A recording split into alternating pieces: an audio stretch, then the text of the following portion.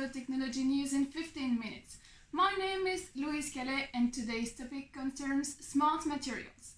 We will especially talk about magnetostrictive materials and their great application in energy harvesting. I have the pleasure to receive on our television set one renowned scientific researcher in the field, Aalto. Hi. Katarzyna Wojtalska, another scientific researcher who is currently in China, will also join us online later.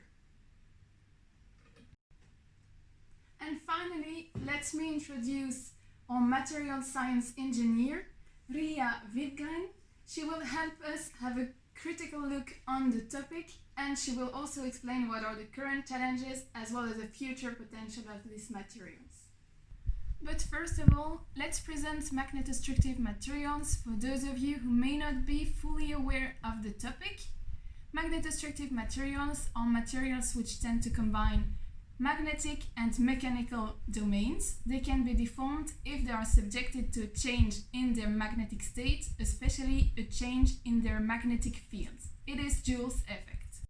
The elongation or contraction depends on the magnetic field's direction and on the sign of magnetostriction coefficient. A positive sign indicates a lengthening, whilst a negative sign refers to the material's shortening. Similarly, the magnetic state of magnetostrictive materials can be modified if an external mechanical stress is exerted. This is the Villeroy's effect, also called inverse magnetostrictive effect. It is the opposite of Joule's effect, and it refers to the change of materials' magnetic susceptibility when a mechanical stress is applied. Today, we talk about energy harvesting from magnetostrictive materials. It means that the energy is scavenged from vibration sources, for example, vibrations in traffic, and then the vibrations, so the mechanical energy, is converted into electrical energy in two steps. First of all, you have the vibrations, the mechanical energy, which is transformed into magnetic energy. It is the magnetic mechanical coupling, which is done thanks to magnetostrictive materials. They can observe a change in the magnetization level, and it results in an electromotric force, and then the magnetic energy is transformed into electrical energy. Let's now take a look at our first application, energy harvesting from artificial bones. It's up to you, Katarzyna. Hello, good evening, and welcome to the Northeast Electric Power University in China. My name is Katarzyna Wojtalska, and today I am going to talk about the newest invention in field of energy harvesting from artificial bones. Last year, researchers Zhang, Tan, and Ren have developed a 3D printed bone to harvest the energy from body movements. They 3D printed it by using PLA, so polylactic acid, which is a biocompatible material, and it is safe to use it in a human body. The magnetostrictive material itself that they put in the middle position of the bone is 14 centimeters long, whereas the bone is 24 centimeters long, which makes the material cover more than a half of the bone itself. The magnetostrictive material, is called Medglass 2826 in B, which is also known as metallic glass. It consists mostly of nickel and iron. The operating principle of this bone is based on the Villeroy effect, also known as the inverse magnetostrictive effect, that Louise from our studio has already mentioned. In the future, there is a huge chance that such bones will be used for powering up intelligent wristbands and other health monitoring devices. The advantages are that the bone is relatively cheap to manufacture. It has a simple structure and there is no need for additional fixing parts. It definitely answers the problem of limitation of battery devices. However, the current setup is not feasible. There is a need for an additional bias magnet, a copper wire as the energy collecting coil, and also a force sensor that applies the force to the device. The system is not made to be implanted into a human yet.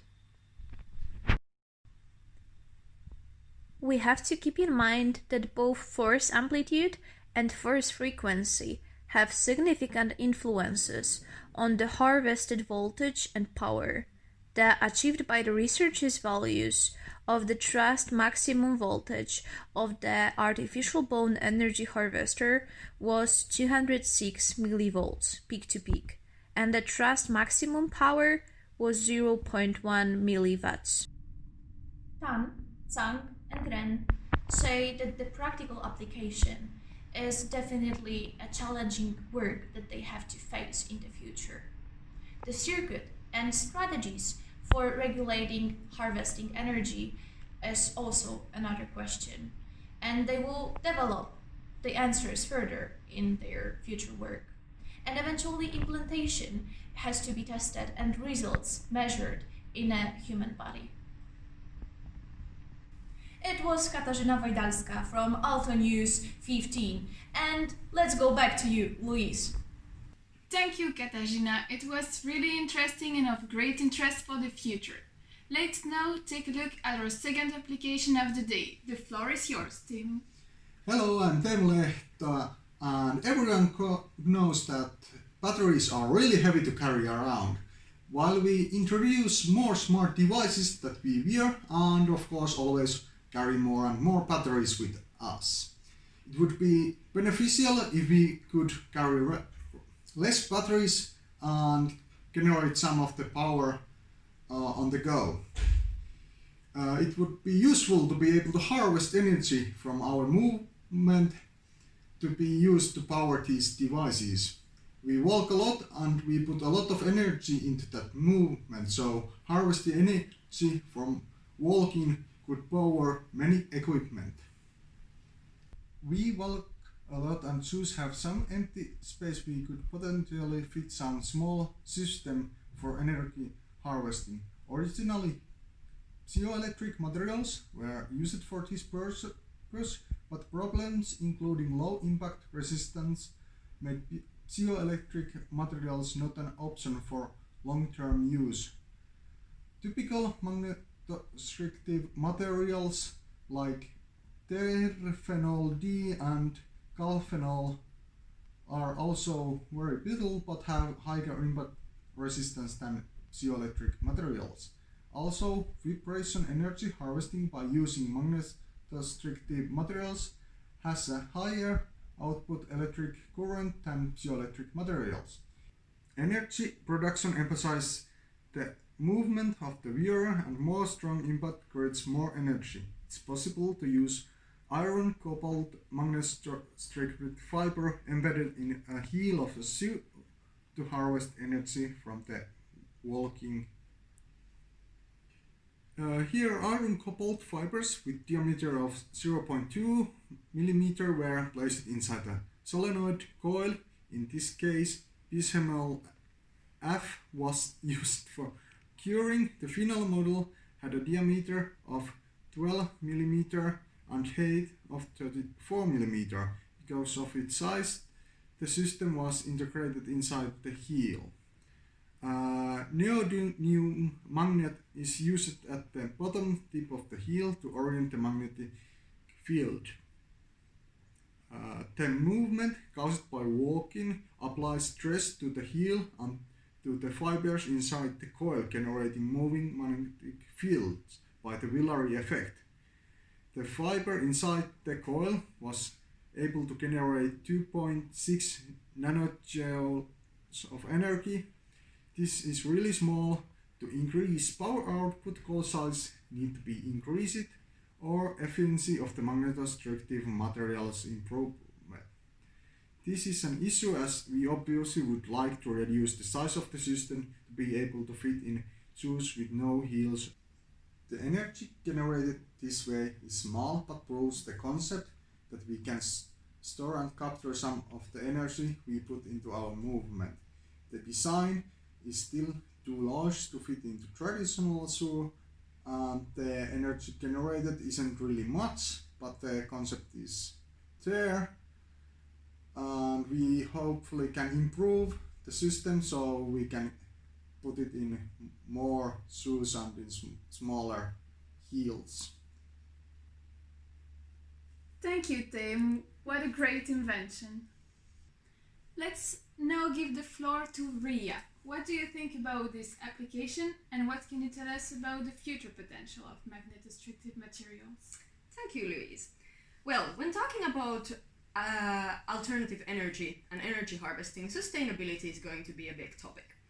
Currently, what our energy harvesters in these magnetostrictive applications are aiming is to replace lead-based batteries, which have several issues, including toxic materials and corrosivity. In comparison, magnetostrictive materials have the following advantages. Magnetostrictive materials make wearable, mobile and/or smaller electronics more attainable, as the problem of energy is solved with self-harvesting. When talking about power, magnetostrictive materials have two advantages: lower impedance and higher energy conversion efficiency. And looking from the sustainability aspect, magnetostrictive materials have longer life cycles. Often for energy harvesting applications, two materials are put against each other: magnetostrictive materials and piezoelectric materials. Piezoelectric materials have advantages in energy efficiency, and it is possible to utilize several forms of electricity with them. But compared to magnetostrictive materials, they are more brittle and prone to fatigue failure. In a nutshell, the need for traditional batteries becomes minute when devices could power themselves with energy harvesting, with the materials such as magnetostrictive materials. But the topic of sustainability is not as simple as it seems, as these alternative energy harvesting materials have issues as well. For example, the materials used in our shoe example include iron cobalt, which is used to tackle the typical brittleness of magnetostrictive materials. Sadly, cobalt is one of the most used materials in electronics and electronic cars, which is why it has become very scarce and very expensive, as seen in the graph here.